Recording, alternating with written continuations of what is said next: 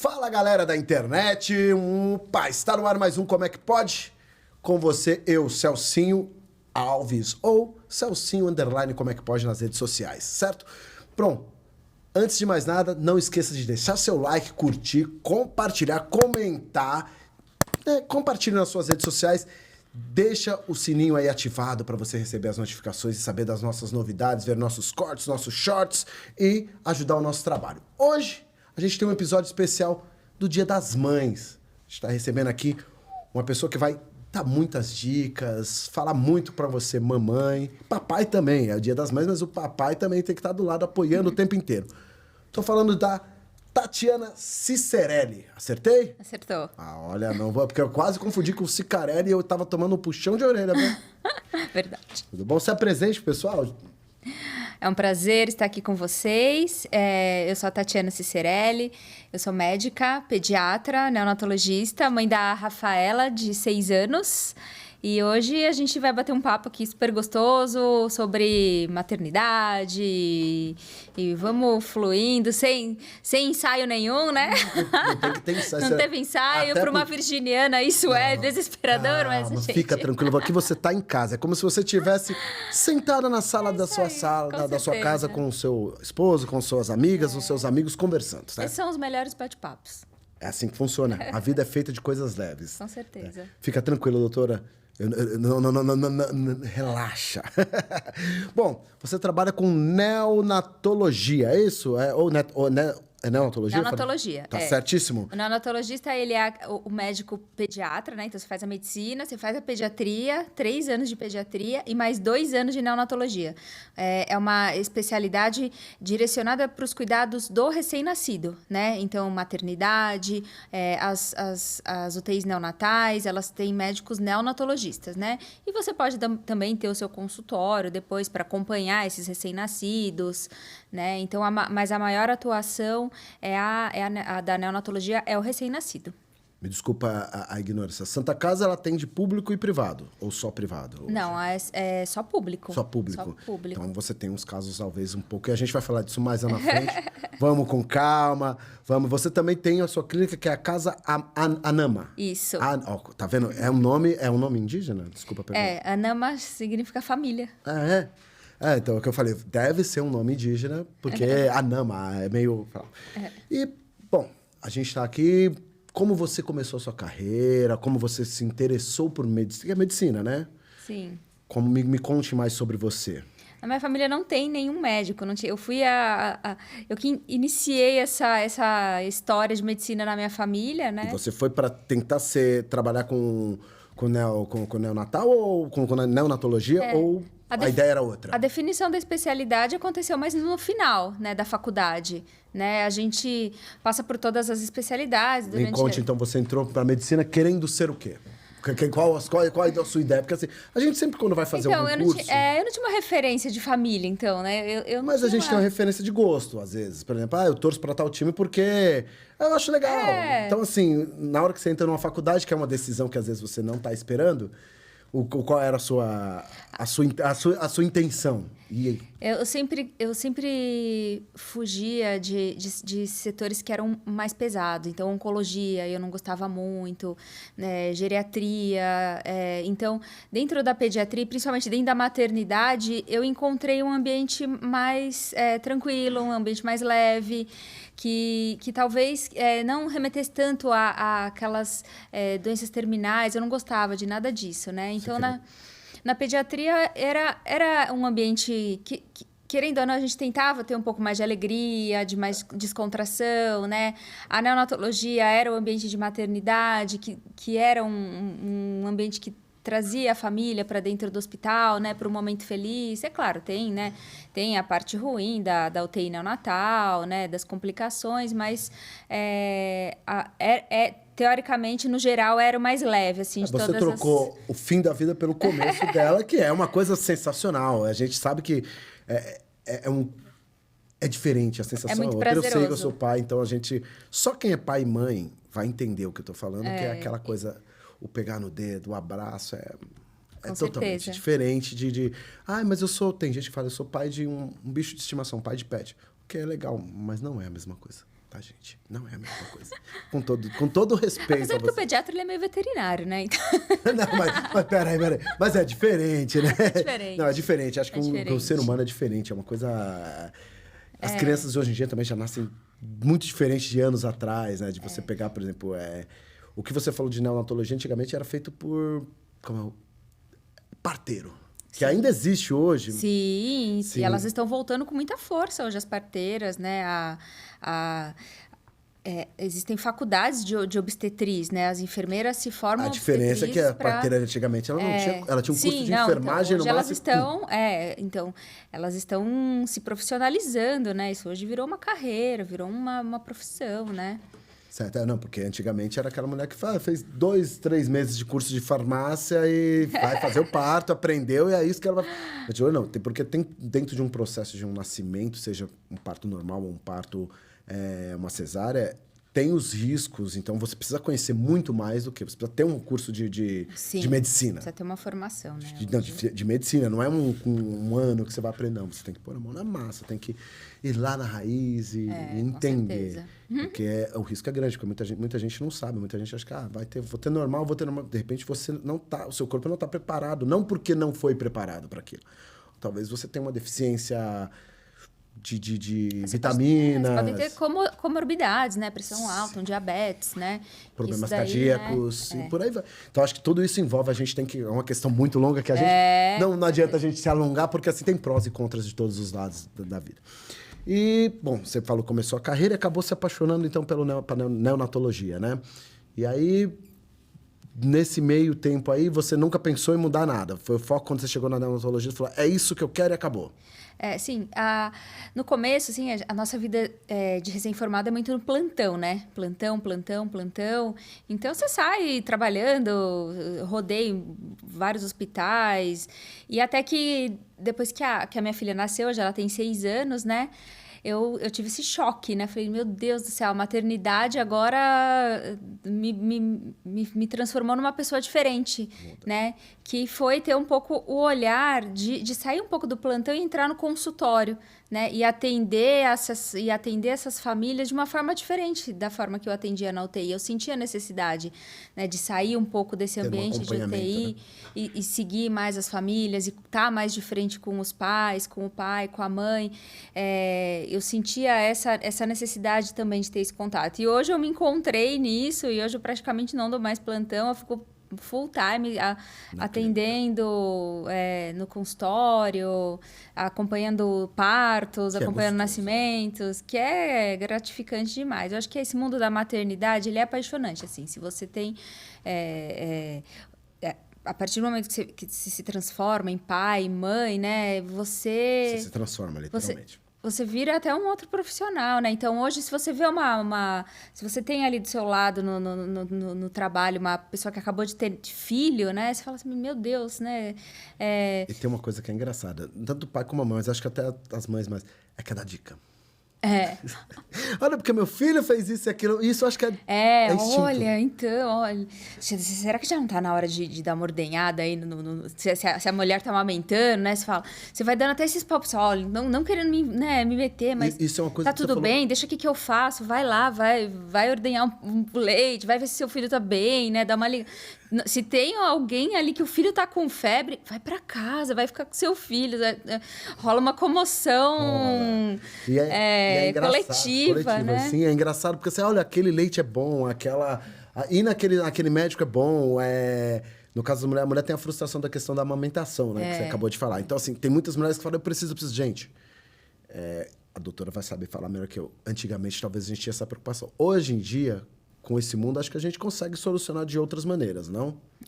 Hoje a gente tem que entender qual que é a demanda dessa família, né? Se colocar entender qual que é a realidade da família, né? O que essa mãe também está desejando, né? De repente você tem uma mãe que deseja muito amamentar e às vezes uma outra que ela não está tanto nessa pegada, né? Cabe ao pediatra hoje acolher e orientada de uma forma, né, responsável sobre como ela vai conduzir melhor a maternidade dela, tornando sempre isso de uma forma leve. Não adianta você impor a amamentação para uma pessoa que está tendo diversos problemas, que ela não tem rede de apoio nenhuma, né? Então, olha, aconteceu comigo. Eu não conseguia amamentar minha filha por muito tempo, né? Eu tive uma situação na mama, né? Da retirada de um nódulo que mexeu muito no meu tecido mamário. E assim, foi até os 2 meses. E aquilo era extremamente sofrido para mim amamentar, né? Eu tinha dores. A minha filha chorava muito. Até o dia que a pediatra dela, né? Que a minha filha tem uma pediatra. Sim, todos têm. A minha também tem. Ela chegou e falou, Tati, chega. Vamos pra fórmula?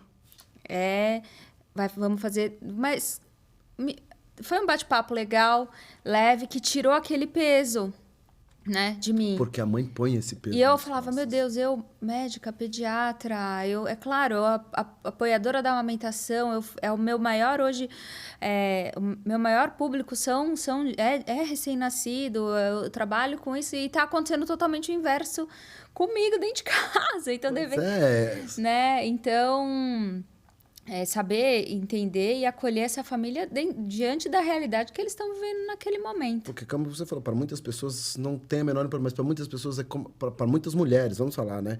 É como se fosse o mundo desabando nas costas, todo aquele peso. Será que eu não sou uma boa mãe? Será que o puerpério judia da gente, né?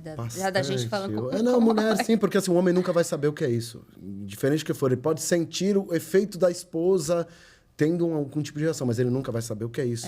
Ele nunca vai saber. Ele talvez fique confuso, talvez ele dê uma confusão. Eu tô falando como pai, como homem, mas eu quero dizer que, assim, a dor, o peso de achar que o mundo, que aquilo é responsabilidade só sua, é grande. Então, assim, acho que nessas horas do puerpério é bom ter uma rede de apoio bem ampla, bem grande, né? Como eu poderia dizer, como você poderia dizer, na verdade. Entrando no assunto do puerpério, né, a rede de apoio ela é fundamental, né? Porque existem uma série de questões hormonais envolvidas, né, no puerpério. Existe a questão da mudança daquela família, né? A partir do momento que você tem a chegada de um bebê em casa, você tem toda uma modificação, né, na estrutura da família, né, na rotina da família. Então, ter uma rede de apoio talvez deixe esse puerpério um pouco mais leve, né? A mulher, ela se desorganiza um pouco. Meu Deus, eu tô com esse neném aqui, agora o que eu vou fazer? E a cabeça no almoço, a cabeça na roupa para lavar, e o neném chorando. Então, rola um estresse, né? É punk isso para algumas mulheres. Se você não tem... E hoje a sociedade, você não tem mais aquela presença da avó, da tia ali no mesmo bairro, que passa todo dia ali para levar uma comidinha. Se você pega antigamente os casais mais antigos, o homem sempre estava disponível a morar mais próximo da mãe da esposa. Para ter justamente a rede de apoio. As pessoas já não têm mais muito hoje esse conceito. Então, cabe ao pai também assumir algumas coisas, né? Tipo, eu vou lavar a louça, descansa e fica aí no sofá, faço as coisas de casa, que não vai mudar em nada, né? Um almoço a gente pede, você não sabe cozinhar, pede. Acho que tem muito disso, eu acho que... E o homem não vai entender o que a mulher está passando, nunca. E a própria licença paternidade hoje, que é ridícula. Você tem 5 dias, algumas empresas te dão 20 dias, mas o pai não consegue. Ele não tem você não dá nem oportunidade para esse pai se inserir de uma forma legal, né, no nascimento do filho, né? Eles têm que voltar muito rápido. Eu já acho rápido, há 4 meses, né? Eu já acho um tempo curto, né? Algumas empresas você consegue 6 meses, mas voltar também com 4 meses para o trabalho, para a mulher também é muito ruim. Imagina para o pai voltar com 5 dias. O que ele conseguiu participar ali, se envolver? Ele participou do parto, descansou e voltou para o trabalho. Então, se às vezes se você passou 2, 3 dias na maternidade com a sua esposa...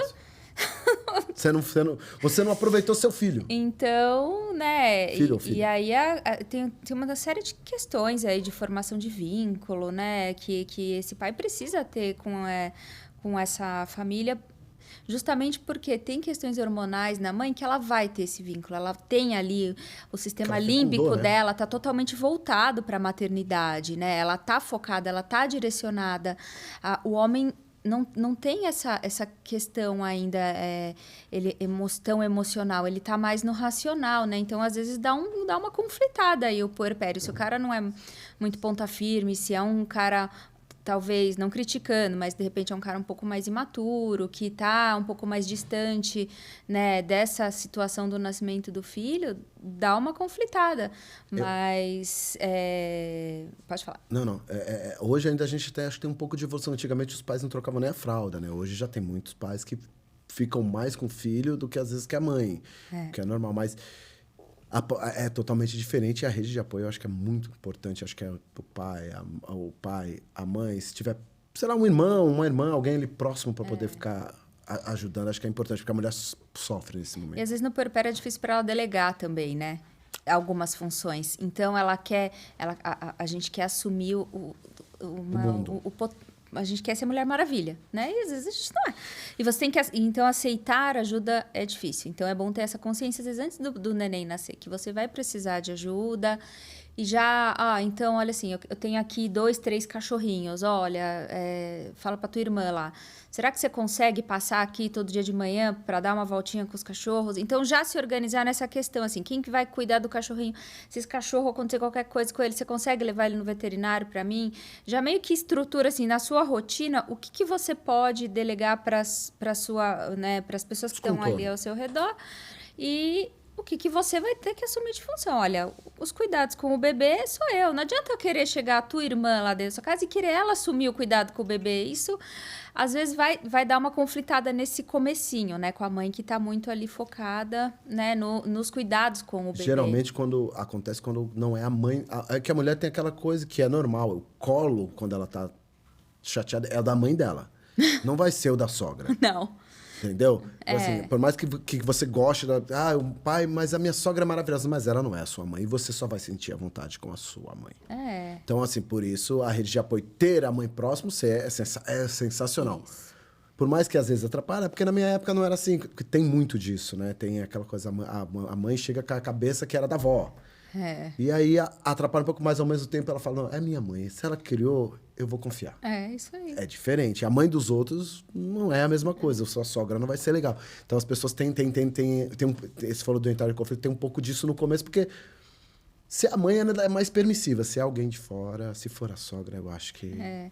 Mas às vezes é da cabeça da mulher também, trabalhar um pouco. Olha, é a pessoa que eu tenho ali no meu radar. Então, vamos usar ela de uma forma que eu já delega para ela qual que, de repente, é a sua necessidade, a sua demanda, né? Mãe, olha, então assim, o arroz, feijão tá por tua conta, né? O resto sou eu que fica aqui Quem vai comprar o arroz, quem vai vir aqui cozinhar, né? E o resto, deixa comigo, né? E assim, se eu precisar de alguma coisa a mais, eu te peço, né? Mas nessa fase, conversar, dialogar, sinalizar para aquela pessoa como ela vai ser importante naquele momento, eu acho, na minha opinião, é fundamental. É o senão a pessoa chega na tua casa querendo ajudar e ela vai ficar... E você vai ser...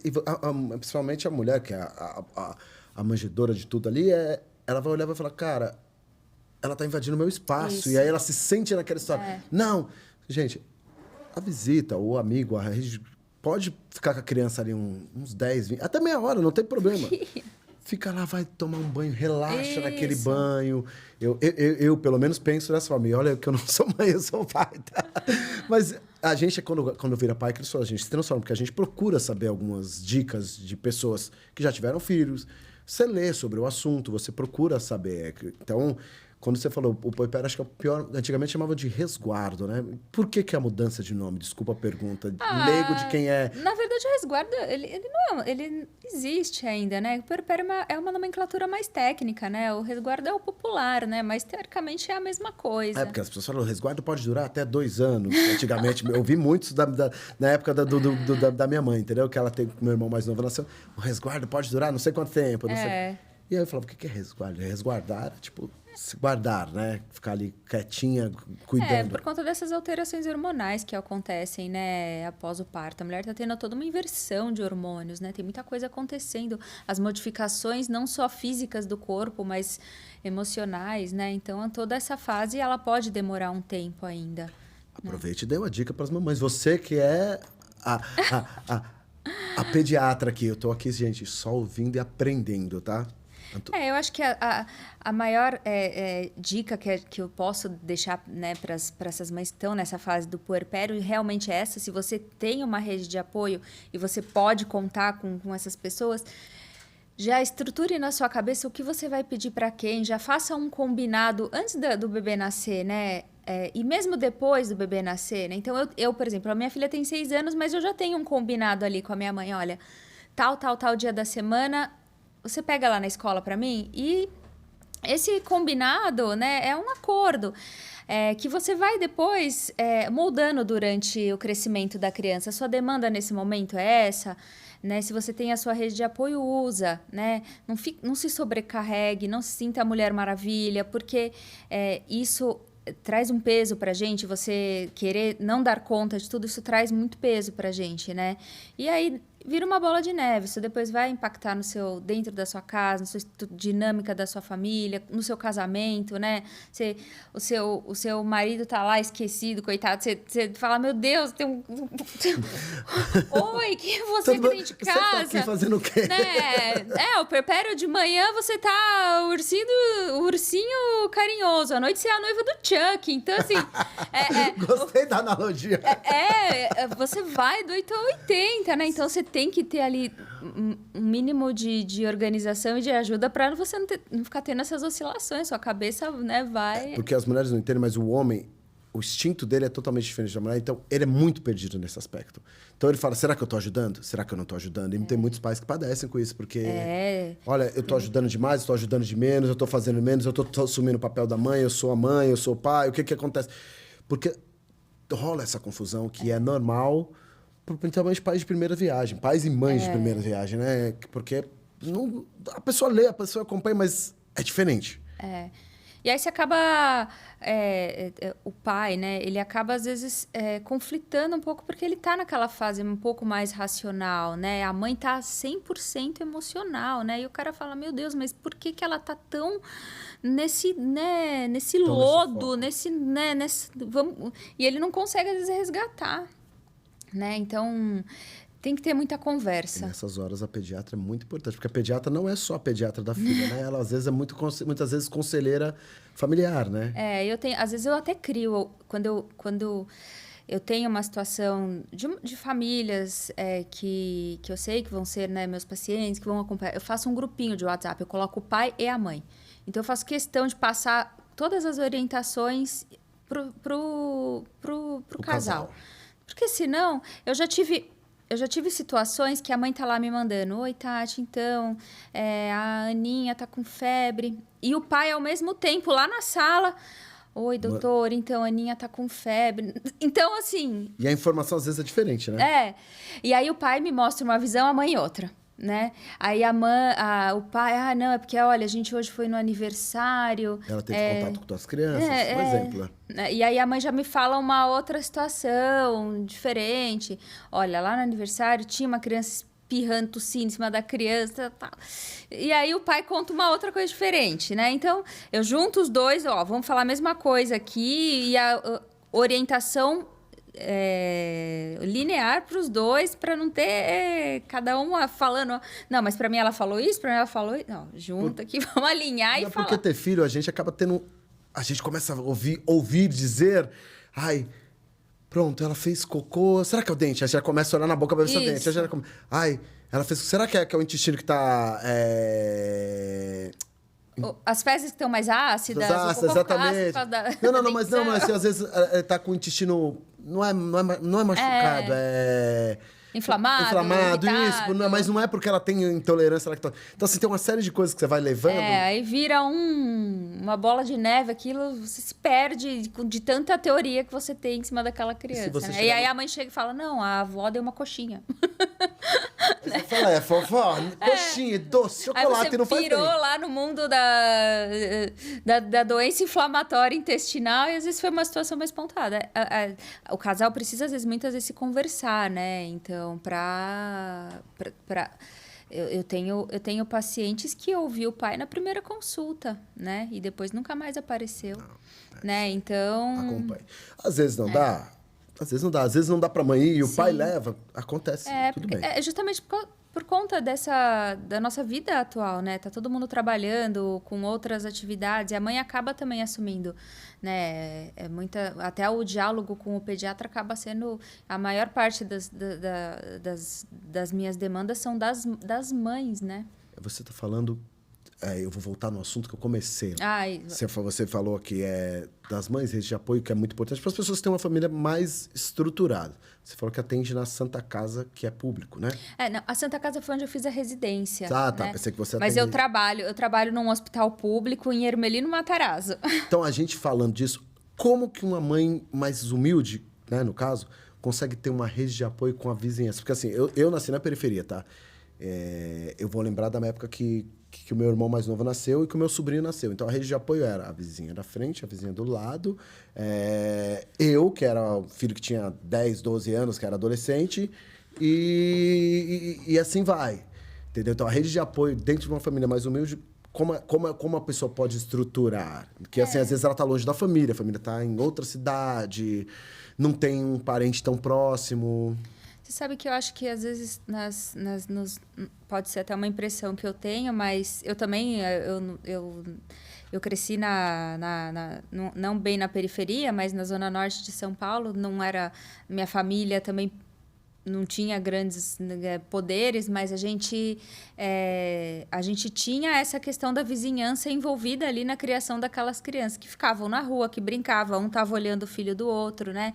Então, hoje, isso ainda se sustenta, né? Essa rede, né, de apoio da vizinhança, né? Ela ainda acontece. Eu vejo também nos meus atendimentos no hospital público, né? Muitas vezes a mãe aparece lá com a vizinha, né? Vai lá visitar o bebezinho que nasceu prematuro. Mas será que a minha vizinha pode entrar? Aí você fala, mas que porque depois a gente mora no mesmo quintal, isso é super frequente. É super frequente acontecer. Você cria um tanto vínculo ali que acaba sendo uma pessoa como se fosse da sua família. Porque essa é a pergunta que eu tenho, como eu vivenciei isso de perto, tá? Por minha mãe, eu ajudava muito minha mãe, você pega a visão que a gente tem, todo o estudo é sempre feito em cima das pessoas que tem uma família estruturada, não é que não tenha essa família estruturada na periferia, mas que tem aquela rede de apoio próxima. Sim. É o que assim, o pai acorda às 5 da manhã, chega às 10 da noite em casa para poder pôr comida, e é o que ele tem o que fazer. Então, assim, acho que assim, às vezes falta alguma coisa dica, tá? Para você que tá aí, nesse sentido, de rede de apoio para pessoas que não têm a família próxima ou que sejam mais humildes. Porque eu acho que é importante, porque a gente vê...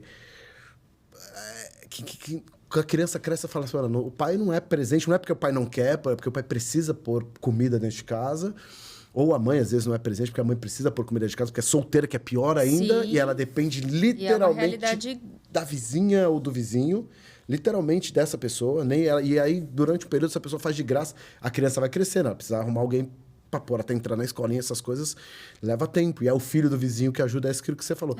E as pessoas... Às vezes eu vejo que, assim, às vezes tem uma visão muito só, tipo, de quem tem estrutura. E eu acho que, assim, a gente precisava voltar um pouco a olhar para isso. Eu estou te falando porque é uma coisa que eu vivenciei. Não...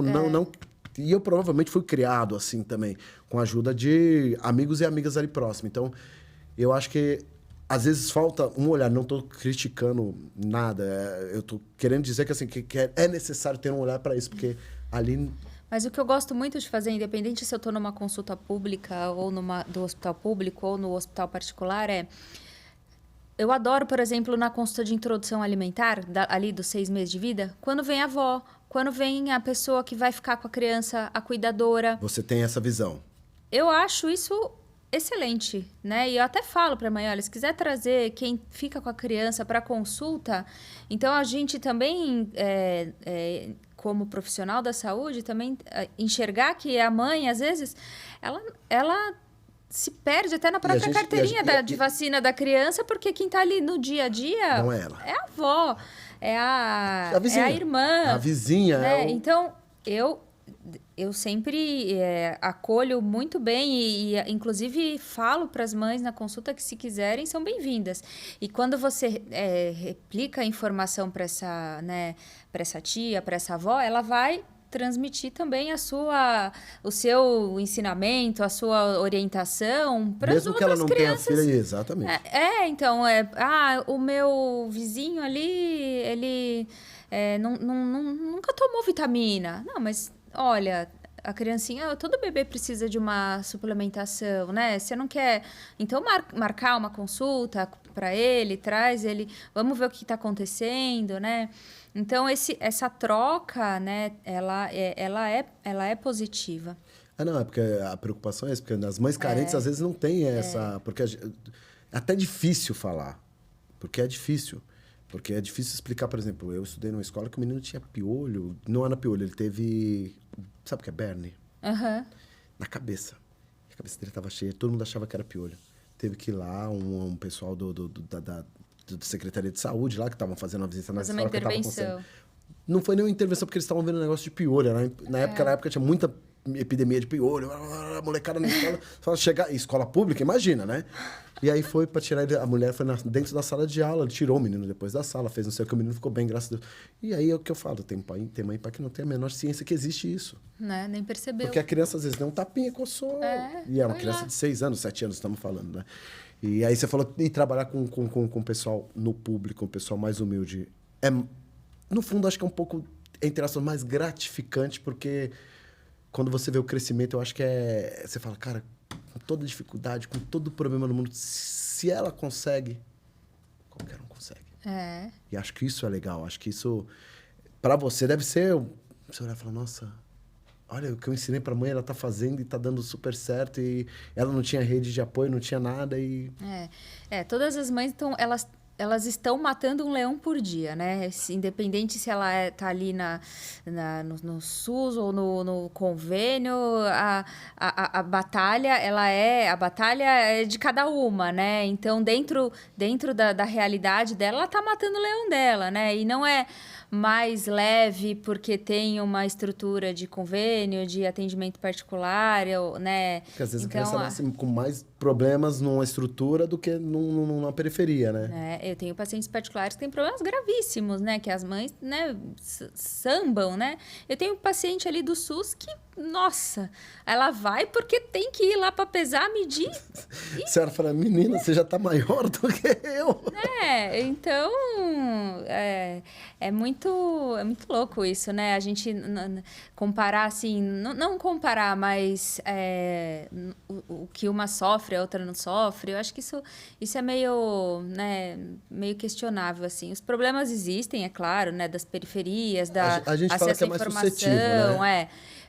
O que a gente tenta, como profissional da saúde, a gente sempre tem que incentivar a disseminação de informação boa, né, em todos os sentidos. Então, diariamente, a gente tem que tentar sempre, se você está no seu consultório, às vezes está no seu consultório particular, a mãe ali não tem noção nenhuma, né? Às vezes você tem uma no SUS ali que ela já foi babá de 30 crianças, ela te ensina, olha, eu fiz essa pomadinha aqui, ó, essa mistura aqui, assim, assim, assim, ó, doutora... Funcionou. Em 2 dias, sarou a assadura já sumiu. E você mandando a mãe comprar lá Cicaplast, uma pomada de R$200, né? Então, as realidades, às vezes, né, você vai aprendendo. Sim. Em todo lugar tem pessoas que têm o instinto. Isso vai ser quando a gente fala de periferia, é porque a gente fala... Porque tem muita gente que, assim... E aí não é questão só da mãe, né? É questão de que o pai, às vezes, é alcoólatra, ignorante, é um monte de coisa. Então, é uma série de fatores. A gente sabe que é um mundo, um paralelo totalmente diferente. Graças a Deus, a gente tem uma estrutura. Infelizmente, tem pessoas que não têm, entendeu? E às vezes não é questão do dinheiro que você falou. Eu nasci numa família humilde, com 5 irmãos, e graças a Deus ninguém foi pro lado errado, ninguém fez nada errado. Todos têm saúde, todos constituíram ali a sua vida daqui para frente. Então, acho que tem a importância acho que o diálogo hoje em dia é mais tranquilo também, né? O acesso à informação, né? Então, eu tô falando da época que não tinha internet, né? Pois é. Hoje, né? Hoje em dia... Hoje tem, hoje é fácil. Hoje é... Acho que não acessa quem não quer, porque tem gente que não quer também, né? Vamos falar português correto. Tem gente que tem informação, o pediatra fala, a mãe fala, o pai... E a pessoa não quer. Tá numa bolha. Mas infelizmente assim. A gente falou já da importância do pai no puerpério. Qual Agora, uma coisa que é legal. Qual é a sua responsabilidade? Como você se sente sendo responsável por trazer uma vida à Terra? Nossa. Que é prática. Porque assim, para um pai, que eu participei do parto da minha filha, é uma coisa sensacional. Eu imagino para quem tá ali acompanhando 9 meses. 9 meses não, né? 7 meses, porque desde que sai... Não, são 40 semanas, habitualmente a gente conta por semana, né? Então, ali, eu não sei quantos 9 meses. 9 meses mesmo? Pode chegar até 10, né? Dependendo. 41 semanas, 42, né? Pode avançar. Tem aqueles apressados também, né? Sim, sim. Mas todo nascimento é único, né? É diferente. Até a gente que trabalha com parto, um nascimento é diferente do outro, né? Eu me sinto privilegiada em trabalhar com isso. Eu adoro, eu quero fazer isso pro resto da minha vida, mas e cada nascimento é único. Eu acabei de vir de um parto, é diferente. Como é que é a sensação na hora que você fala, nossa, nasceu, saiu tudo bem, deu tudo certo? Né? O obstetra... Ele olha para você, né? Para você que vai definir ali naquele momento o que você vai fazer. Você vai deixar ali no colo com os pais, tá tudo bem ou não? Olha, não tá legal, dá para mim que eu vou precisar fazer alguma coisa, né? Depois de algum tempo, né? Você já vai... Que você tá fazendo isso, você já fica um pouco no automático com isso. Mas é muito gratificante, é muito gostoso. É porque eu imagino que o meu conceito, quando eu vejo mulher... A ideia da mulher, eu vejo vida. Tem muita gente falando assim. Para mim, se não existisse a mulher, não existiria vida.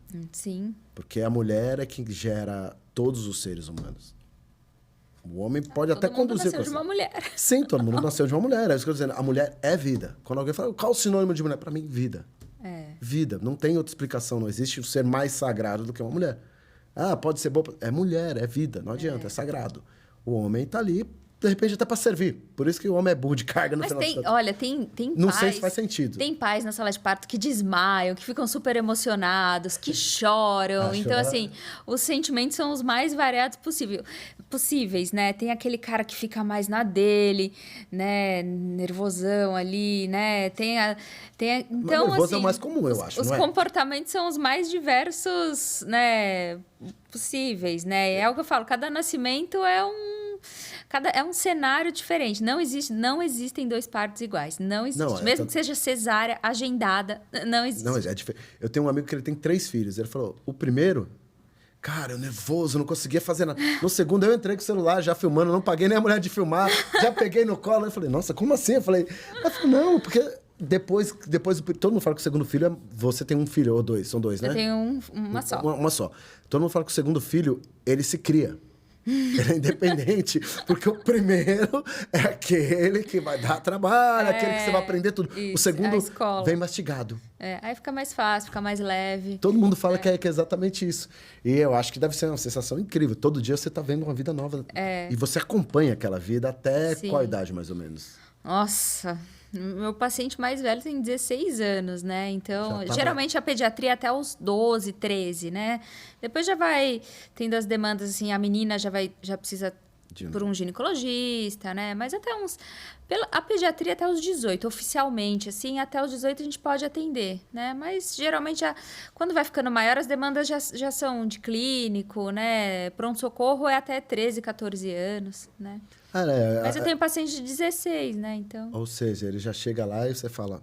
Oi, tudo bom com você? Você jogou tal jogo? Porque é diferente, né? Existe uma subespecialidade da pediatria que é a ebiatria, né? Que é a focada na adolescência, né? A gente, inclusive, esse paciente eu já mandei pro ebiatra, porque já vem com questões que às vezes o pediatra já não... Né? O meu consultório ali com escorregador já tá inadequado, né? Tá tirando, né? É. Porque a parte da adolescência tem a insegurança, tem a questão... todo mundo foi adolescente, todo mundo tem um momento rebelde, tem aquele momento que o mundo não presta, então você tem uma questão psicológica, de efervescente ali dentro de você que você quer dominar. E a coitada daquela mãe aí tem que viver uma outra fase da vida. Porque essa de 16 anos, especificamente, tem mais 2 filhos menores, né? Então vai todo mundo no pacote, vamos levar, já vou passar os 3, né? É uma viagem só, meu amor. É uma viagem só. Aí o de 16 fica ali no canto, coitado, né? Mas aí eu acabo atendendo todo mundo, vai todo mundo no pacote. Mas é bom ele ter um só pra ele, porque eu acho que... agora já vai... Pra ele poder desabafar. Isso, sim, porque o adolescente, às vezes, ele não quer, ele só quer desabafar. Olha, puta, dói pra caramba, E pra tio. desabafar no pediatra, você tem que ser bom, hein? Tem que ser. Além de desabafar, depende. Por exemplo, se é um menino, às vezes ela fica, por ser uma moça, uma mulher, ele vai ficar retraído. Ai, não vou falar, porque ela é mulher. Aí, de repente, você leva num que é homem, ele fala à vontade. Se é menina, é o contrário. Eu não vou falar, porque aquele é um homem, eu não quero falar disso com ele. Então, assim, tudo isso entra... E o adolescente tem essas complexidades. Sim. E é normal, não adianta a gente falar, o adolescente... Não. O adolescente vai virar gente depois, gente. Vai ficar adulto, que nem nós. Aqui vai estar papiando na mesa, no Vai. boteco. Daqui a pouco ele tá tomando cerveja. Brincadeira. Não. Pelo amor de Deus, né? A gente falou da ligação da mãe, entre a mãe e o bebê, que é muito importante, né? Principalmente nos primeiros meses, né? Que é algo que a mãe tem aquela ligação. E o que você diria, assim, de dicas para as mamães de primeira viagem que estão totalmente inseguras, sem... Será que eu vou conseguir? Será que vai sair natural? Será que vai ser parto normal, humanizado? Será que vai ser cesárea? Como que vai acontecer? Porque, assim, tem uma série de fatores, né? E eu entendo essa insegurança porque quem acompanhou e tem filho sabe que os dois ficam naquela insegurança. Cada ultrassom que você faz para ver o filho, você vai com aquela angústia que você fala, será? Aí ele fala, não, tá tudo bem. Você fala, é um alívio, né? É viver um dia de cada vez, né? Então, na gestação, você já tem que... O casal já tem que se preparar, né? Se munir de informações úteis, de informações boas.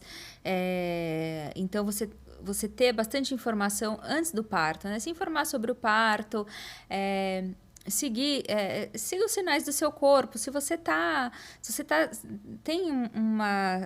você tá sentindo que o parto normal vai fluir, que você tá tranquila, que você tá... de repente, né? É o melhor momento. Se você tem alguma questão ainda relacionada ao parto, conversa com um profissional, né, que possa te ajudar a desmistificar alguma coisa, quebrar alguns tabus. O parto é um portal que a gente ultrapassa, né? Então, às vezes, o parto ele é só o começo, né? A gente cria tanta expectativa ali para o parto, mas o parto é só uma passagem. O que vem depois, às vezes, você tem que ter muito mais preparo ainda, né? Então, e depois com o bebezinho no colo... ir atrás de informação já tá, às vezes, né, não dá tanto tempo, né? Sim. Então, a partir do momento que você descobre a gravidez, já tenha esse hábito, né, de ler sobre o assunto, de conversar com outras pessoas que têm filhos, né?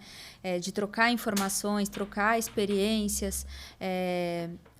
O parto também é um momento que você precisa se informar, precisa estar tranquila, precisa se entregar, né? A gente tem um termo que chama partolândia, que é um momento que a mulher entra na partolândia, siga o seu instinto, né?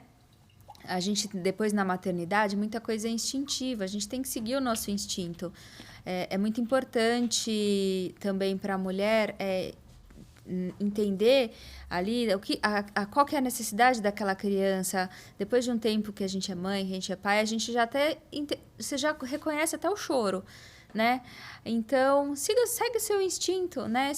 Mesmo que tenha alguém falando que é cólica, se você acha que é fome, né? Sim. Alimenta a criança, né? Por mais que você até pode pensar que aquilo é uma cólica, mas se o seu instinto está falando, não, isso é fome, vai lá e alimenta a criança, né?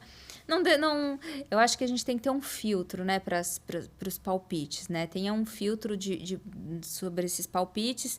Veja se aquela informação vai ser útil para você naquele momento. Se não for útil, agradeça e, né, devolve para o universo, Sim. né? Mas a criança não vem com manual, né? Seria bom se existisse uma regra prática, Instruções né? básicas. Olha... eu acho que a maior demanda, assim, né, de consultório, né, é sono. Então, eu sempre falo, não tem um manual para fazer a criança dormir, não existe uma regra. A regra que está dentro da sua casa é a que você vai determinar, né? A gente dá algumas dicas, né, e como para tudo, né, dentro da criação dos filhos. Não existe um manual, não existe uma regra. O pediatra vai te sinalizar, de repente, o que você está fazendo de errado. Olha, deixar a casa inteira acesa às 10 horas da noite, mas nem eu durmo, né? Imagina um bebê recém-nascido, O bebê né? não Então, nasceu na balada, né, filha? Porra. então você vai orientando o pai, conduzindo aquela família de uma forma com que eles consigam organizar as questões, né, inerentes à criança. Mas não tem uma regra, né? Não tem um manual. Não, eu pergunto porque assim, tem alguns... mamães, alguns exercícios que você pode fazer para controlar essa ansiedade, porque essa é a parte que é importante, porque a gente fala, na internet tem mitos e lendas. Existem muitas coisas que são verdades e muitas coisas que são lendas. É tipo comer manga com leite, né? Manga com leite é mito, gente. Colocar moeda no umbigo. Olha, Quebrante, né? Pena. Pelo de lã, né? Bordeiro, eu não sei que cor que é, tem que ser cor específica, eu não sei. Tem que colocar na testa, segurar para tirar o soluço.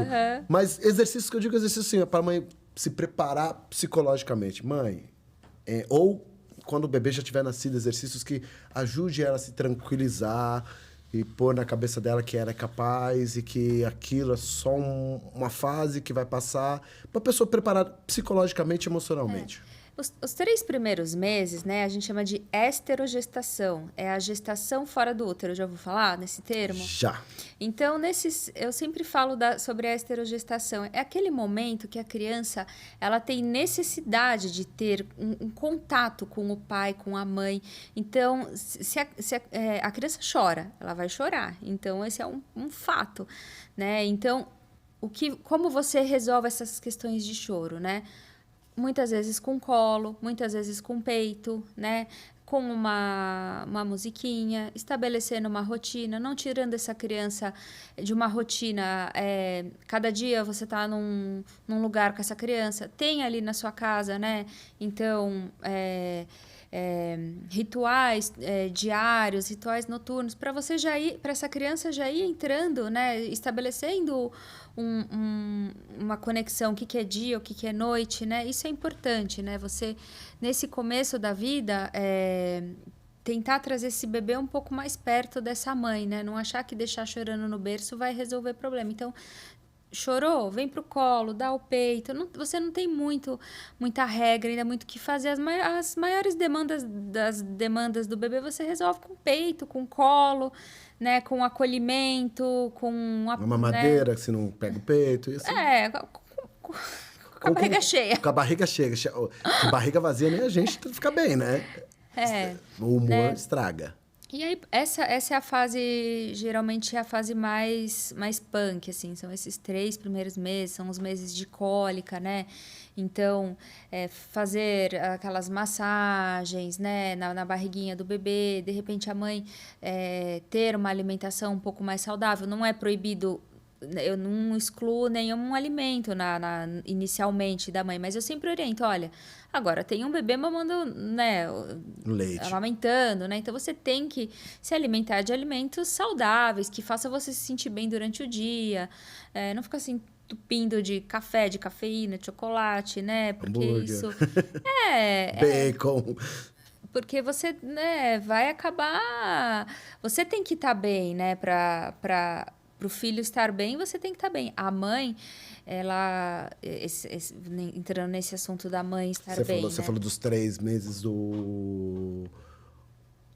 eu me confundi agora no nome que você falou. Isso. É o 4º trimestre da gestação, né? É uma teoria que como se o bebê ainda continuasse no ventre materno. Então, ele se reorganiza quando ele tem contato com coisas com situações que remetem ao útero. Então, tem até ruído branco lá. Se você procurar no seu celular, lá, um dos sons lá é o ruído branco.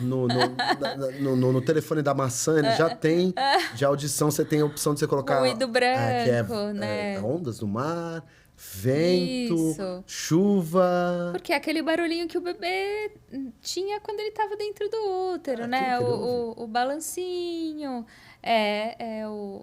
a pulsação, né, o sangue, né, fluindo pelos vasos, né, então a criança faz essa conexão, né. Então tem a ver quando você deita a criança do lado esquerdo, do lado esquerdo, que é o lado esquerdo que fica o peito, e aí para ela sentir a batida do seu coração, conforta. E a respiração também conforta, a temperatura, né, a voz, a criança, o bebê, né, na fase intrauterina, ele já reconhece a voz do pai, da mãe. São dicas importantes, porque assim, às vezes a pessoa fala, meu filho tá chorando desesperado, o que que eu faço, né? Põe ele no colo, né, alimenta a criança, nina um pouquinho, né, e conversa com a criança. Canta. Canta uma musiquinha que você tinha o hábito de ouvir na gravidez, né, coloca aquela música, né. Existem algumas situações que você pode, né, já na gravidez, ouvindo determinadas músicas para ouvir com o bebê depois que ele nasce. Eu, inclusive, tenho uma playlist aqui. Pai tem playlist de bebê. Ah! Eu tenho uma versão, quando ela era muito mais novinha, eu colocava muito para ela. De dia, às vezes, eu ia pôr ela pra dormir. Que é... Eu esqueci o nome das bandinhas. Todas as versões de músicas que a gente ouve aí naturalmente. Beatles, Metallica, Ramones, tem de tudo. Até Jota Quest e tal. Versão infantil, né? Versão infantil que é só com pim. Eu colocava e, cara, aí era engraçado que ela reagia com ouvindo isso. E ela era bem novinha, né? Então, é engraçado. Ela reagia. Reconhecia, ela olhava. Ela falava... Então, assim, é legal. E às vezes, quando eu tô com ela, que eu vejo que ela tá um pouco mais e ela não quer dormir no período diurno, aí eu vou lá, ponho no Spotify, não é essa música. Aí começo eu cantar pra ela e aí ela... Vai relaxando. É engraçado isso. Você falou que... É um exercício... Não precisa cantar, tá, gente? Se você cantar mal, não precisa cantar. Só faz... E vai... porque vai funcionando. E a criança, ela vai se acalmando. É muito engraçado. Eu pergunto isso porque são dicas que a gente sabe, por exemplo. Outra que eu utilizei bastante é dos três suspiros. Que você tá com a criança aqui comportando, né? Aí ela... O primeiro. Eu contava até 300. Tá? Geralmente estava chegando no final do 300, ela... 300. Dava o terceiro suspirado e falava, agora foi. Aí você sente que a mãozinha tá mole. Então são dicas que a gente... São mitos que às vezes você acha que são mitos na internet, mas são verdade, né? Que a partir do momento que isso se torna, né, um evento repetido, né, na sua rotina, a criança, ela faz associação, né? Ela faz associação de que... É igual depois, quando a criança fica maior, aquele ritual de escovar o dente, colocar o pijama, ler uma historinha e dormir. Então, isso você, conforme a criança vai crescer, nas diferentes fases, você vai pergunta de pai babão. Qual é o momento disso? Depois dos 2 anos de idade, é isso? Não, de escovar o dente a partir do momento mas de contar a historinha e pôr pra dormir. Não, você já pode com 1 aninho, 2 aninhos, você já pode ter... Mesmo que a criança não quer. Esse hábito de ler o livrinho. Não, o livrinho, né? Às vezes ela deixa. Agora o problema é que é assim... contato. Às vezes é meio a milhão, entendeu? Ela quer ficar meio muito... É que é normal, também criança, ela quer às vezes... Mas se você já pode começar a ter esse tipo de eu tento fazer, ritual, ela tá numa fase de livro, ela gosta de ficar... Só que ela não deixa eu ler, ela fica apontando e falando... Sim, O bicho, esse. Falei, esse quem, filha? Mu, aí é a vaca. Aí ela vai lá e faz o bicho. Então eu tô dizendo assim porque é uma coisa que eu acho legal, que é bacana. Eu acho que a criança tem que ter esses momentos, né? E aí, quando eu te falei de dicas para pais e mães, porque é assim, mais para mães, né? Porque às vezes a mãe, ela, nesse momento, às vezes ela fala, pô, mas a menina não responde dessa forma. É normal a criança não responder e você tentar outro estímulo. Às vezes ela não está na fase adequada ainda, né? Daqui a pouco cresceu mais um pouquinho, você tenta de novo, né? Então, agora... Cada criança... Acho que a criança parece... As pessoas já nascem com uma pré-determinação. Se você fala, não gosta de música, tem criança que você põe música e fala, gente, o que está acontecendo?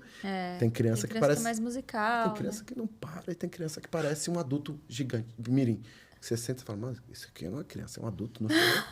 Isso aí não é... Brincadeira. Tá além, né? Não, é normal, porque assim, é muito... É que você falou, cada parte é uma sensação, eu acho que cada criança também é uma sensação, né? Então, eu acho a dica que você pode dar para as mães é para não se desesperarem, né? Quando sua criança não seja como a criança do vizinho. Não, porque cada núcleo familiar é um, né? Então, às vezes, o que tá... A rotina daquela família não tem nada a ver com a sua, né? Então, a gente não adianta você querer replicar dentro da sua casa o que está dando certo ali pro vizinho. Você pode até tentar, mas não se frustre se isso não der certo. Porque eu acho que isso é uma das maiores frustrações que tem com muitas mães. Porque muita mãe acha, mas o filho do vizinho faz. Cara, seu filho não tem problema, ele só é diferente daquele. Ele não quer isso, ele quer outra coisa. Não, isso vem com uma carga, né, para as mães, né? Quando o seu filho não tá respondendo ali ao que geralmente... as outras crianças da comunidade estão fazendo, seu filho não tá, né? Então, isso, nossa, é uma carga para a mãe. Isso não necessariamente a criança tem algum problema, tem algum transtorno, é claro, se você tem que sempre estar de olho, né, monitorando, mas acompanhando, né, tendo um profissional que acompanha sua criança, mas se ela está bem, se desenvolvendo bem, crescendo, né, não tem por que ela ter o mesmo comportamento, né, que o vizinho tem, que seu amigo tem. Não, porque isso falando, quando eu falei de exercício, de repente nesse assunto, assim, mãe, se não funcionou isso, tenta outra coisa, tenta outra coisa.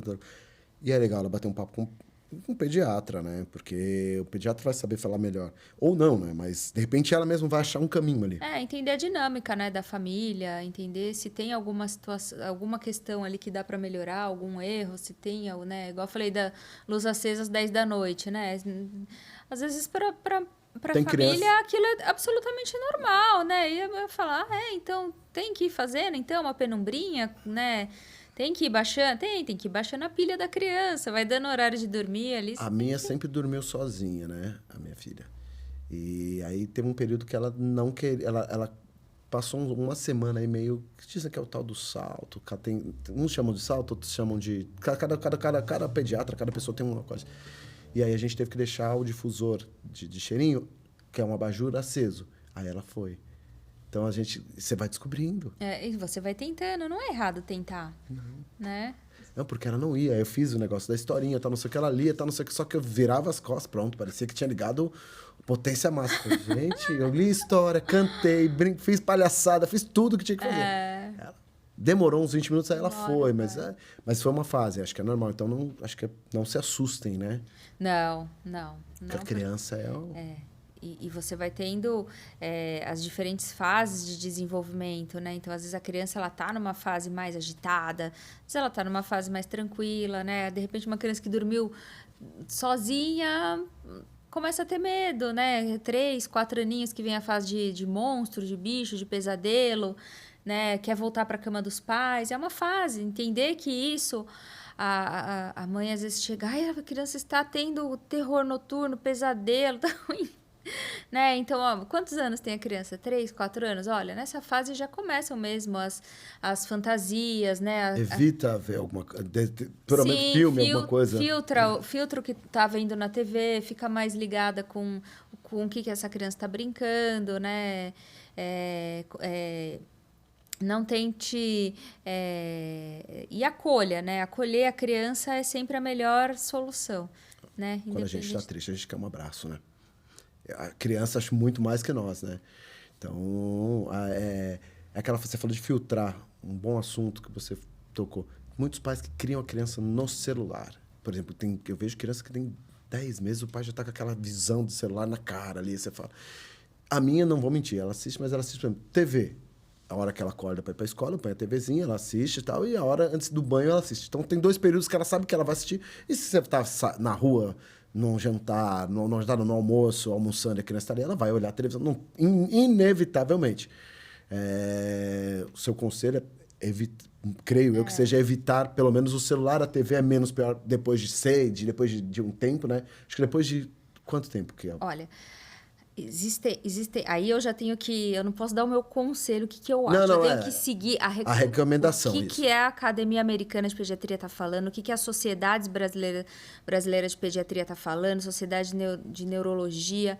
Assim, desculpa falar dica, o conselho.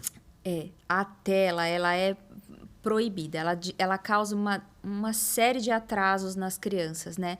Então, eventualmente... De acordo com a faixa etária, a gente vai liberando alguma coisa. Então, um bebê de 10 meses que fica no celular, isso o pediatra tem que proibir, não pode, né? Então, a criança não processa isso vai causar um atraso nela. Então, não pode. A gente vai liberando a tela aos poucos. Então, uma criança de 2 aninhos, ela vai poder assistir ali meia horinha, no 1 hora de tela. E fim. Né? Mas tem a diferença de tela, o ideal seria não ter celular nem tablet, né? A televisão e ainda com uma distância segura. Porque a televisão, que nem a gente está aqui, a gente tem uma distância segura. Então, a recomendação atual é que a gente segure cada vez mais a criança, a liberação da tela. Não é para liberar. Eu tenho a gente tem uma série de... a gente vem acompanhando agora aumento de casos, né, de transtornos, de déficit de atenção, de autismo. Então, assim, um assunto bem sério, bem pesado, assim, que eu geralmente abordo com bastante seriedade com os pais no consultório, porque não é para dar, não é para ter tela. Eu acho que isso aqui é perigoso. Você pode até colocar uma musiquinha para a criança no momento que você está dando ali o banhozinho, mas durante a refeição não é para dar tela em qualquer idade, até pra gente. Né? Não, mas a tela é um assunto bem delicado, assim, que eu geralmente converso com bastante seriedade com os pais. Por quê? Porque lá na frente, se acontecer qualquer coisa, o pai vai voltar para mim e vai falar, olha, você nunca me falou que não podia dar o celular. O celular, a TV, a gente põe porque, assim, às vezes é um desenho educativo, uma coisa que você deixa que vai para a idade dele, até 3 anos de idade, você coloca e põe. O problema, acho que além do conteúdo, o problema é o tempo excessivo. O tempo, né? E conforme a criança vai crescendo, você tem que estar muito ligado. Então, eu tenho uma filha de 6 anos. Você tem que estar muito ligado no que aquela criança está vendo. Mesmo, às vezes, uma versão kids, você tem que estar sempre ligada no que ela monitorizando, né? Acho que pior do que a questão da versão kids são os jogos. Porque eu acho que assim tem muito jogo que assim tem muita gente ruim entrando naquele jogo no perfil de criança para poder fazer coisa. E hoje a gente tem, né, a dependência de telas. Entrou já como um mal da CID, sociedade. um código de doença já, dependência de tela. Então a gente tem adolescentes dependentes de tela, né? Então é um assunto bem delicado esse para a gente conversar mais, de repente até com especialistas para a gente, talvez eu ainda não tenha até a dimensão exata disso, que pode acontecer isso mais para frente no futuro, mas hoje, atualmente, o que os estudos mostram atraso de fala, déficit de atenção, né? Então a gente vai tentar limitar ao máximo essa criança na tela. Isso que eu estou falando. Se a criança quer assistir muita televisão, sabe o que você faz? A dica que eu posso dar... Pega uma caixa de brinquedos, senta com ela e brinca, porque aí... Você tem que ter criatividade, né? Você tem que ter a criatividade. Porque a criança vai querer, a cor é bonita, é isso, aquilo, entendeu? Então, assim... E pra gente você fala, ai meu Deus, fica aqui pra eu conseguir pelo menos fazer alguma coisa ali, fazer o jantar, né? Aí você coloca ali a criança com morrendo de peso na consciência, né? Mas às vezes uma televisão não vai matar... Mas vai, né? Vai devagarinho, né? Vai, tipo, você põe uma coisa pouco... 20 minutos que eu vou fazer a comida, fica... Ou tenta pôr ela do seu lado, e aí... mas quando a criança é muito pequenininha, ainda não dá, Não. Estamos falando de criança acima de 1 ano e meio pra mais, né? Porque... são 2 anos, né? Que a gente tenta limitar até 2 anos. A televisão. O tablet... Não, tô falando a televisão, o quê? A televisão com 2 aninhos, você pode... são 40 minutos, 1 hora direto que a criança, né? Que eles geralmente recomendam, assim, de tempo máximo. Aí a criança também não fica... A televisão, é engraçado, a televisão ela não fica tanto, né? Não, tem criança que fica. Opa! Ela fica... Olha, a minha, se fica 20 minutos. Daqui a pouco ela quer descer. Esse me ajuda. Me ajuda, pega na minha mão, me ajuda, vamos lá. Aí ela quer que abra o baú pra brincar com ela. Assim. Então, assim, essa é a melhor forma, né, de criar filhos saudáveis, né? Trazer sempre brinquedos educativos. Você tem que sempre ter uma novidade. Mesmo que não seja brinquedo caro, às vezes um Tupperware, a criança você já conseguiu tirar ela da tela. Ela tem uma fase que ela queria subir. Eu sofria. Ela subia na carcunda aqui. E ela ficava, e a criança fica, ela quer ficar... Ou seja, você passa 20 minutos com ela aqui pra cima e pra baixo, chega uma hora e fala, tem que inventar outra brincadeira, que senão minhas costas vão pro saco. Tem que ter imaginação, tem que ter criatividade. A criança gosta de... Aí você joga pra cima, você põe pro lado, dá cambalhota, faz um monte de... Ser mãe e pai é ter criatividade. É criativo o tempo inteiro. Não é uma coisa. Então, eu perguntei esse negócio da televisão, porque assim, é um dilema que eu vejo... Eu olho minha filha assim, ela vê TV, não vou mentir que ela não vê TV, assim, mas ela vê pouco em relação ao que é normal. Ela vê, tipo assim, mas eu vejo crianças que ficam o dia inteiro, tipo, e tem menos idade que ela. Fala, mano, o dia inteiro no celular, o dia inteiro no tablet, fica ali, e você olha e fala, cara... Uma hora essa conta chega. Não, eu acho que é saudável a televisão, é saudável, a questão do ambiente de tempo de qualidade com família. Por exemplo, você vai pegar a criança que tem 2 anos, hoje é dia da gente assistir filme, ela vai dormir com 20 minutos de filme. Aí você deixa a luz mais baixinha, põe ela ali, senta a família, põe um desenho que ela quer ver, que é o filme que ela quer ver, entre aspas. Ela vai estar dormindo, você põe ela no berço e ela sentiu, ela teve aquele momento de qualidade, que era um momento de família. Acho que tem que saber usar. Porque antigamente a gente, não sei se na sua época era assim, mas na minha época eu tinha o dia do cinema em casa, que era todo mundo sentado para assistir o filme. Era um evento, né? Tem um dado da Sociedade Brasileira de Oftalmologia, que agora nesse confinamento que a gente passou, né? As crianças ficaram muito em casa. Então, você não tinha tanta imaginação, você não podia sair, as áreas dos prédios estavam fechadas, né? Então, aumentou em 147% o índice de vícios de refração nas crianças. De vista. De problemas oftalmológicos, né? Então, nesses 2 anos que a gente teve aí de confinamento, as crianças sofreram demais. Por quê?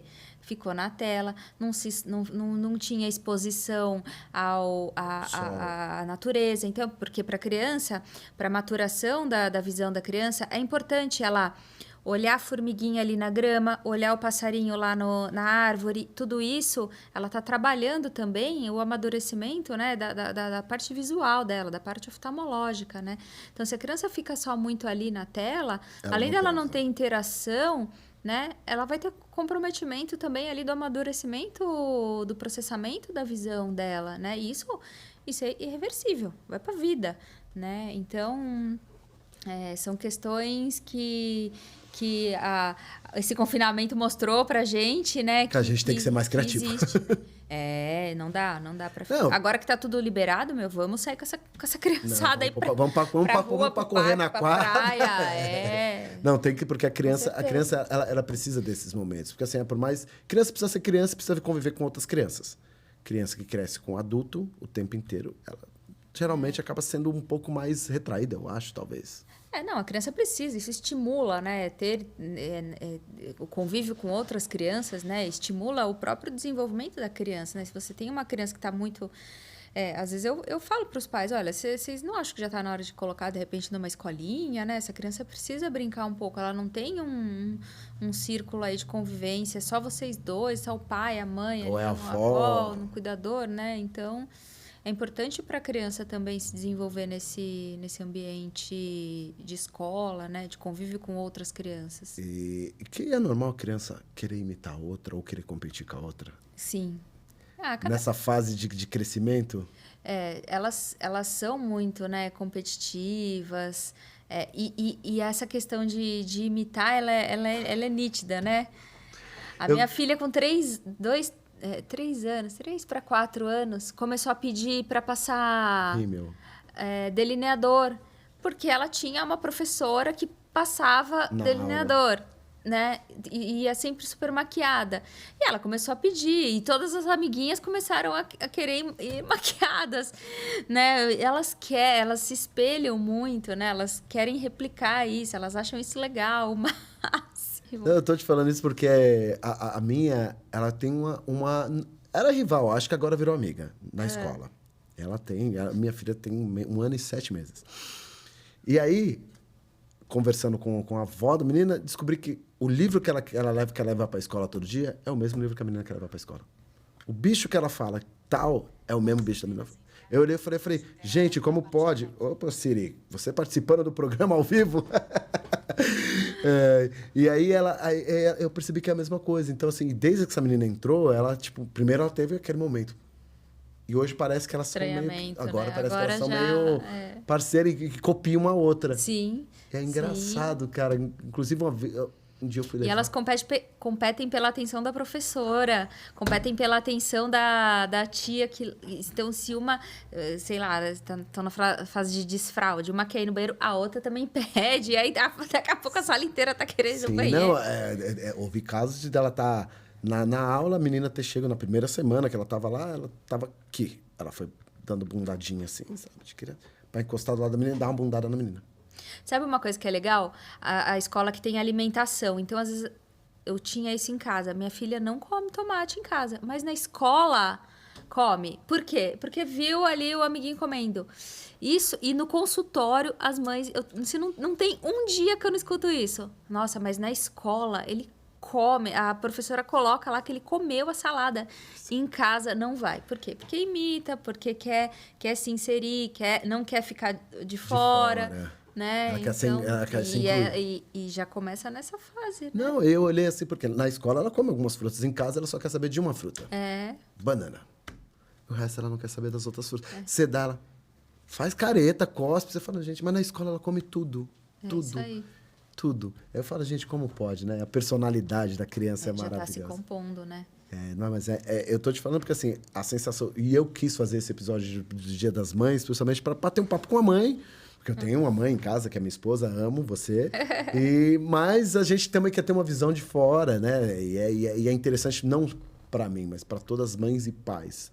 Acho que o Dia das Mães, às vezes, num papo como você, é mais importante, às vezes, para os pais. Porque tem muito pai que tem alguns tabus e preconceitos na cabeça e não entende que se ele não participar e se ele não ajudar, a mãe não vai conseguir criar só... Vai conseguir, mas o problema é que ele não está exercendo o papel de pai e de ajuda e de marido, né, nesse caso. Então, a ideia da gente bater esse papo era exatamente você dar dicas, falar para a mamãe não ficar preocupada com as coisas ou ficar preocupada. Esse é um sinal, esse é um bom sinal, um papo leve, descontraído. Para você que estava nervosa, ó, passamos de 1 hora falando aqui. Olha só. Tá tranquila. É gostoso, né? Quando a gente gosta, eu gosto muito de falar sobre isso, né? Flui, né? As coisas vão... Eu acho que é super interessante e é legal, acho que é importante. Muita gente não dá muita... Como eu posso dizer? Não vou dizer relevância, não dá muita importância para isso, mas isso é uma coisa muito importante. A maternidade e a paternidade são duas coisas que a gente... tem que levar pro resto da vida. Porque é muito... Eu não vou saber te explicar, é muito gratificante. Eu sinto cada passo da minha filha. Se eu imagino uma mãe, eu queria poder ter um poder de um dia me transportar pro corpo de uma mulher, ou da minha esposa, e falar, hoje eu vou viver o dia de mãe, para ver qual é a sensação. E o que eu falo muitas vezes, né, para os pais, a gente não tem noção da finitude disso. Né? Um dia tudo isso vai acabar, né? Daqui a pouco você vai ficar com saudades daquele bebezinho no colo e aí aquela fase passou, né? Daqui a pouco você vai ficar com saudades você vai falar, nossa, a criança andou e eu nem vi, né? Então quando a gente está nesse turbilhão aí da maternidade, da paternidade, a gente não tem noção da finitude disso. Né? E quem já está no segundo, terceiro filho, revive muita coisa que com o primeiro falhou, errou, né? Justamente porque você estava, às vezes, num turbilhão tão intenso ali, você estava com questões tão... Né, que você não conseguia se desvencilhar daquilo, que você não aproveitou, que você não curtiu. Né? Então, a dica que eu sempre dou para as mães também é curta esse momento. Olha, às vezes a sua licença maternidade está acabando.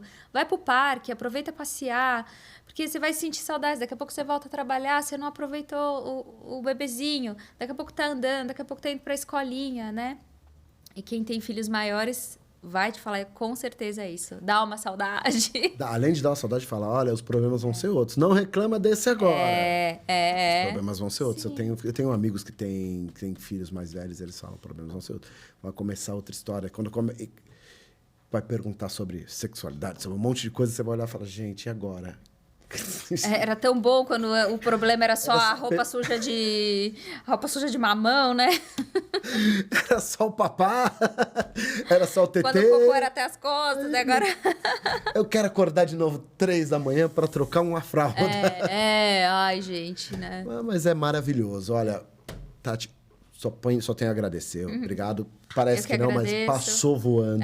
Infelizmente, a gente vai ter que acabar. Mas... Antes de você se despedir, deixa o seu último recado pro pessoal. Fala as suas redes sociais para a galera seguir a rede social da sua clínica, tá? E se tiver projetos para o futuro ou projetos fora, pode falar também. Fica à vontade. Não, o meu maior projeto atual é ajudar as famílias, né, a ter a trazer... a deixar para o Brasil pessoas saudáveis, crianças felizes, né? Eu acho que a minha maior missão é a felicidade das crianças. Eu acho que se você tem uma criança feliz, uma família unida, né? O resto a gente corre atrás, né? Eu tenho o meu consultório, né? A Casa Nama. Eu também estou agora começando um outro consultório aqui em São Paulo, na Zona Oeste, na Vila Leopoldina.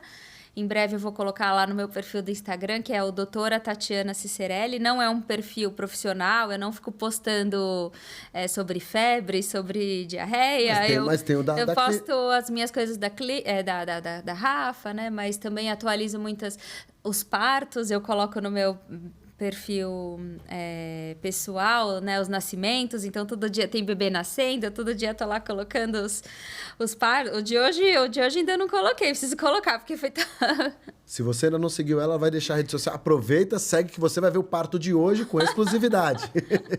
É isso aí. Mas eu agradeço muito o convite, né? Eu fico à disposição para assuntos futuros, assuntos inbox. Você deixou o seu pessoal, o da clínica. Você tem também o Instagram da clínica. O Casa Anama. Tudo junto? Tudo junto. Casa Anama, tá? Vai aparecer embaixo aqui, em algum cantinho aqui, tá? Bom, as considerações finais são essas. Tem mais algum recado? Mandar beijo pra alguém? Pode ir pro pai, pra mãe, pro papagaio, pra sua filhona. Um beijo pra todo mundo e obrigada por assistirem até o final, né? É isso aí. Galera, infelizmente, chegamos ao final de mais um episódio do seu Como é que Pode, hoje com a queridíssima Tatiana, certo? Antes de eu me despedir, como diria já na hora de ir embora, como diria a musiquinha da minha filha, né, da pista de Blue, tá na hora de ir embora, né? Você não pode deixar de seguir, compartilhar com seus amigos, comentar, deixar seu like, ativar as notificações via sininho e se inscrever no nosso canal. Sua ajuda é muito importante. Siga também as nossas redes sociais, no Instagram, Como é que Pode, tudo junto que nem tá aqui na tela, e o meu, Celcinho_, Como é que Pode. Até a próxima, galera, com muitas novidades em breve.